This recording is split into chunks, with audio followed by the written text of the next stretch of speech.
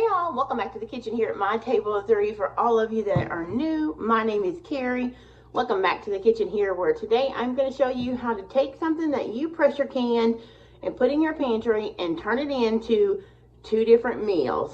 So if you've been following along with January 2024, which sadly is over now, can you believe it that it's February the 1st? I sure cannot. But I am so excited about all those who won prizes. I have met so many of you through January this year. I'm so excited. Sad to see it go, but that doesn't mean the canning will stop here in my kitchen and showing you how to use your canned goods. So I do that year round. So if you haven't, please subscribe already if that interests you, and make sure you give me a thumbs up on the videos that you enjoy. Leave me a comment, tell me what you like to can and how you like to use it. So today it is our chicken and gravy that we canned on my second video of January. It was an overwhelming response that people wanted to see how I made this. So I'm going to go through, show you how to open this, thicken it, because a lot of you said, why do they call it gravy when it's so liquidy? But we've talked about in the past, but for those that are new canners, you do not thicken things with flour or thickening when you can it. About the only thing you can thicken is a pie filling, and there are approved methods for that. So do your research on what is best to thicken your pie fillings with. But as far as gravies, broths, soups, you do not thicken those until after you open them and you are ready to serve. So this is the chicken and gravy, and I just labeled it on top with the date just from when I canned it a few days ago, or actually a couple of weeks ago. And now I'm going to show you how to thicken it up from jar, and then I'm going to show you how we serve it. I'm going to be showing you how we serve it over low-carb biscuits. So if you have a favorite biscuit recipe, you can definitely eat it over that.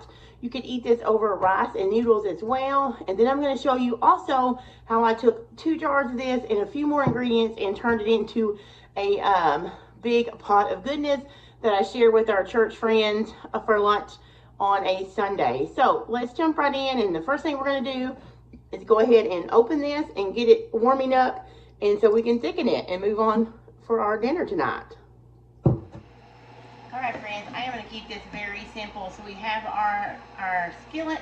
I am just going to do 1 jar today and some extra broth that I have right here. And this is just some extra turkey stock, because if you watch my video, you'll know I actually use turkey stock to fill my jars because that's what I have.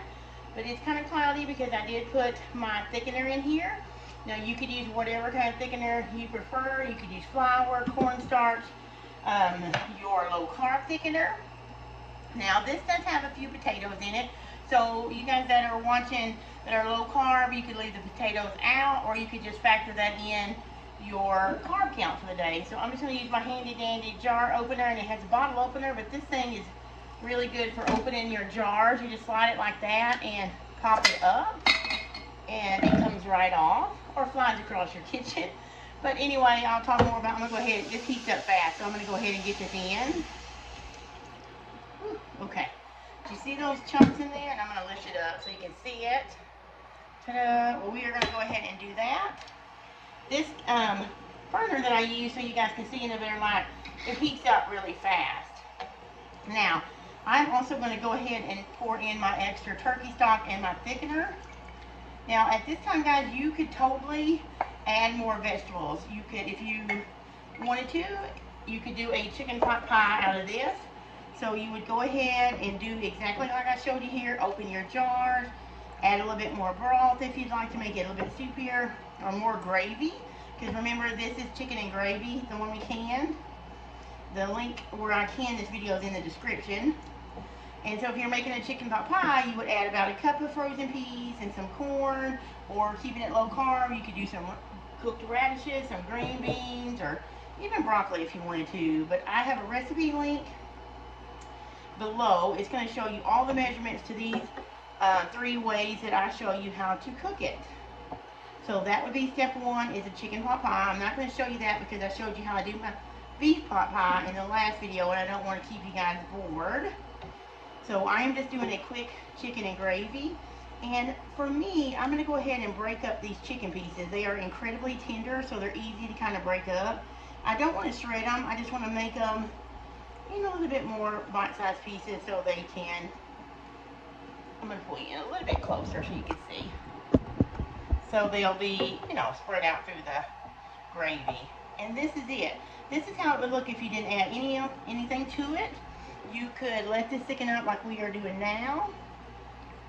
You could add, you know, you can rehydrate some of your freeze-dried foods that you have or your dehydrated foods.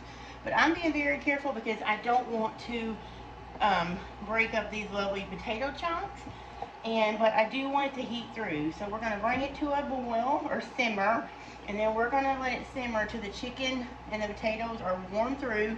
That's important. When you can food, you do want to reheat it. Unless it's something like jelly or pickles, something like that. High acidic foods that you would normally eat cold. But we're going to go ahead and bring this slowly up to a simmer so it's slowly reheating. And just to make sure it is safe, we canned it properly. Now we need to reheat it properly to feed it to our family. So I'm going to let this go for about 10 minutes. I got it on low simmer to thicken up, and I'll bring it back when it's thick and talk to you about what I'm going to do with this. But like I said, if you wanted to add more vegetables in here to serve it over rice or noodles, you could do that now before it thickens and let it all come together, warm up, and thicken together. So I'll be back when this is as thick and warm through, and I'll show you how I'm serving it tonight.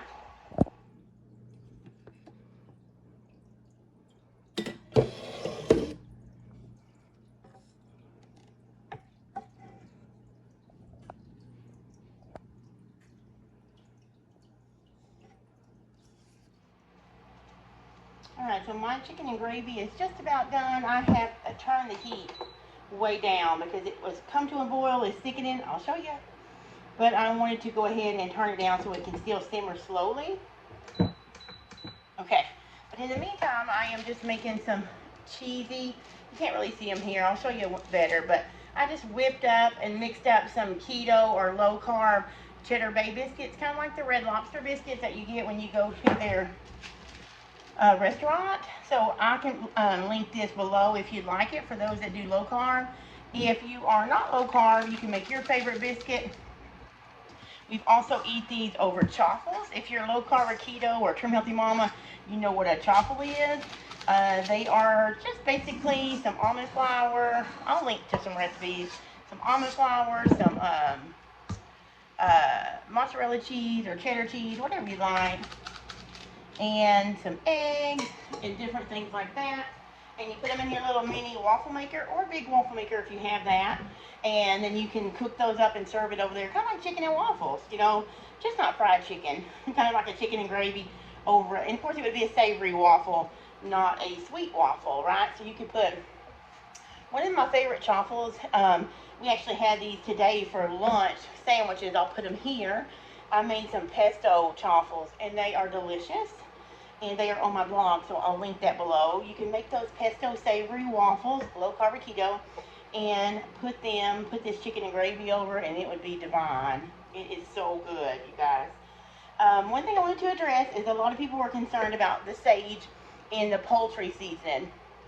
Now, because we know that Ball is a safe and tested canner, we can trust that it is safe to can the sage, or they want to put it in their book because they're known for working with USDA and being safe. Now, a lot of you said you did not like the poultry season, and I can understand that because it is a very savory, for the lack of a better word, holiday flavor, right? Because it gives you very savory, rich, kind of like dressing or holiday is all I can say. But it's really one that you either love or hate. So if you're unsure about the poultry season, if you're not a big fan of sage, you can leave the poultry season out of this. Remember, dry spices are something that are really easy to swap out or to leave out of a recipe without affecting the preservation or the safety of your food in the jar. So leave it out, and you can always add a little bit and taste as you go while you're doing this step here. So I'm going to stop rambling because my family's going to be hungry. My husband is working a 10-hour shift today, and he comes out, he works here at the home office, so it's very convenient. I'm going to put these in, and so they'll be ready to go when he's ready to eat, hot out of the oven. And then I'm going to show you how I put this chicken and gravy over it because it is simply delicious. Alright guys, so these biscuits are out of the oven. Look how beautifully golden brown and cheesy they are. So I am going to show you how I fix my husband's plate. I am just gonna do, I forgot to ask him, Anthony, would you like one biscuit and chicken and gravy or two? Okay, we'll start with one.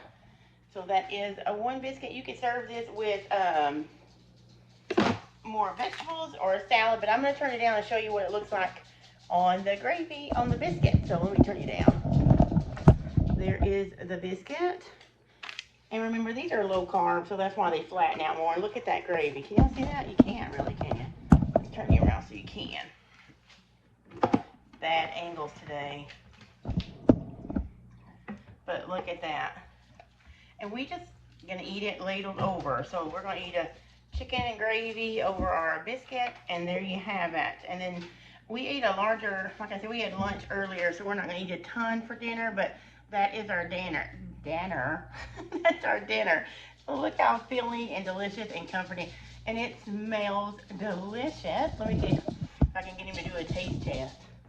No, he said. Anyway, I'm gonna give this to him and talk to you a little bit more. Let me get him a fork.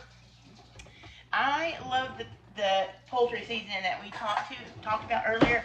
I also wanted to say I did not have to season this at all, like, because I love it just like it is. So I didn't have to add any salt. I didn't have to add any, and there is a glare, but whatever, we're gonna deal with it. No salt, no pepper, no anything. To us, it is perfect and it is delicious. So there's idea one, chicken and gravy. You just thicken it up straight out of the jar, heat it through really good, thicken it up, and eat it over your favorite biscuit or low carb biscuit or chaffles, or even toast. You know, that'd be even easier. If you don't want to go through the trouble of making biscuits, or if you don't keep them in your freezer, make some toast and then eat this over toast. It would be delicious. So tomorrow I'm going to show you a different recipe. Just show you really quick how I make a delicious chicken and creamy chicken and rice soup with it. But remember, this recipe, how I put these and the biscuits together, is on my blog, and those links are below. So I'll see you tomorrow with another way to use this chicken and gravy. Here is a look at a creamy broccoli and rice with chicken soup that I make from the chicken and gravy jars. I just opened 2 jars, added another jar of stock, and I put about a cup of rice in here and some heavy, when it was done, I added some heavy cream and some shredded cheese. And here is a gluten-free chicken and rice and broccoli soup, and it's so good and so hearty. And I put some red peppers in there. You can see frozen red bell peppers. And you can see the chunks of chicken right there. And I did add some more broccoli, because you can add whatever kind of vegetables you want to bulk it up. And the potatoes are in here, and it is just so yummy. And it was so easy because I used the chicken and gravy soup, that chicken and gravy jar meals that we made to basically be my soup base. And it was very easy. This took me about 40 minutes, and that was just because the rice had to cook and get soft in there. But it's delicious, and that is lunch. Okay, guys, so you've seen that soup. Now, I know I didn't go into a lot of details about how I made the soup, but it is delicious. And don't forget, I have a link below in the description where I have a post on my blog with 3 easy ways to use this Ball's chicken and gravy that we can together. So I do have a full recipe card in that recipe that tells you exactly how to make the creamy chicken and rice soup. And if you don't want to use rice, you can make the soup. You can do it low carb. I know, like I said, there are a few potatoes in the mix, but you know, you can take those out if you want to, or you can leave them in and just count the few carbs that they add. Because remember, there's only like a half a cup of potatoes to the whole jar. So I sometimes make my soup with cauliflower rice, and you do that a little bit different, of course. You would not have to, let me adjust that. You would not have to cook the cauliflower rice a long time in the soup. You would just cook the soup like it's in the directions, add your cream, your cheese, and then a couple of bags of frozen cauliflower, and cook it until it's tender, and you're done. Now, it may not be as thick as if you are doing rice, like brown rice or white rice, so you could thicken it up with a low-carb thickener if you'd like to. But as far as the white rice, when you're making just a regular chicken and rice soup, that recipe card, like I mentioned, is there. But it also, the rice, as it cooks, it does thicken your soup. So you don't have to add any additional thickener. So the rice takes care of that for you. And yeah, so there are 2 recipes. I did mention in the video I would show you a third one, but this video is almost 15 or 16 minutes long, and your time is valuable.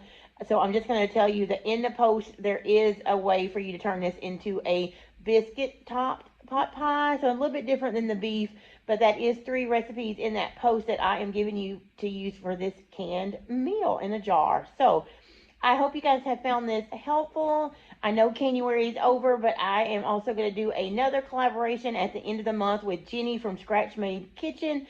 And it is another canning video, and I have some other canning projects that I will be able to film for you guys as well. So I did a poll over on my community tab here on the YouTube asking, would you like to see which types of videos? So if you haven't answered that, check that out on my community tab, answer, because I'll be trying to work some of those in, because I want this channel to be helpful for you guys, because really if it's not helpful for anybody, why would I do it? Because that's the main purpose of these videos, right? So thanks for watching. Again, I appreciate all your kind comments and watching.